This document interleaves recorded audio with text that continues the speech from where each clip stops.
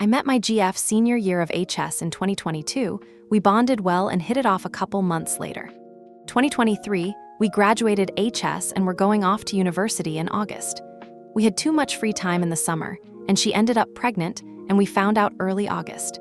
Biggest mistake of my life, and I can't tell you how scared I was. Due to the pregnancy, our family pressured us into getting married, so we did in January of 2024. My second biggest mistake. Anyways, she goes through with the pregnancy and gives birth 9 months later. A couple months later, the baby died due to an undetected heart condition. It was hard for us to manage, but I thought we pulled through. The fall semester was coming up, and I had switched universities. She was doing online courses, so we decided to move into a 1-bedroom apartment. First time that we had lived together on our own, self-sustained.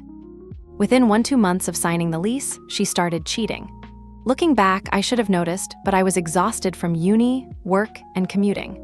Her schedule was easier as she just worked full-time and did her classes from our apartment. More free time. 40 HRS versus 65 HRS weekly, and she still had the audacity to complain about me not cleaning. Signs I noticed and ignored, unfortunately. More time online. More isolation. Less physical interaction. Change in view of cheating. Went from deal breaker to it's not a big deal. But I was 19 and dumb. At least now, I know what to look for in the future. She cheated for 5 months in total before she told me. Now here's the part where I win, which may sound counterintuitive. I got hit by a car. Best thing that's happened to me. Now this case is still active, so I won't give too much detail. But here's what I will give: company vehicle that was at fault, severe injury, deep pockets. This injury occurred about 6 months ago, and I'm still in PT. Probably take a year to fully recover, but I feel well.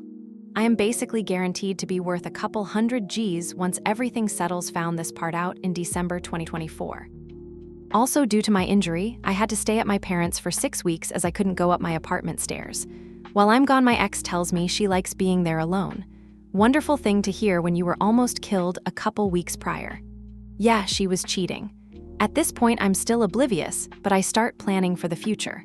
While injured, I start seeing financial advisors, etc., making plans to pay off our debt and whatnot. I'd if this pissed her off or what, because I was trying to take care of our finances. I didn't work due to the severity of my injury, but it created tension for some reason. Even though we were going to be financially free, but oh well. She eventually told me about her cheating in March of 2025, and I immediately filed for divorce, and it surprised her. Even though I told her it was a deal breaker in the beginning of our relationship. Made her sleep on the couch until she found a new apartment. Unfortunately, I did start working a lot more, which was hard due to me still recovering, but you gotta do what you gotta do. My theory is that she felt bad about the cheating and didn't think she deserved the settlement. I couldn't imagine the guilt, especially after 5 months. But honestly, I'd why. I just know I was able to protect myself.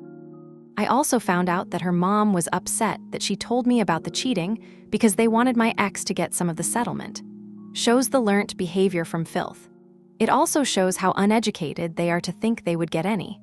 It's money for future medical costs, and the only way she could get half is if I put the money into a joint account, at least where I live.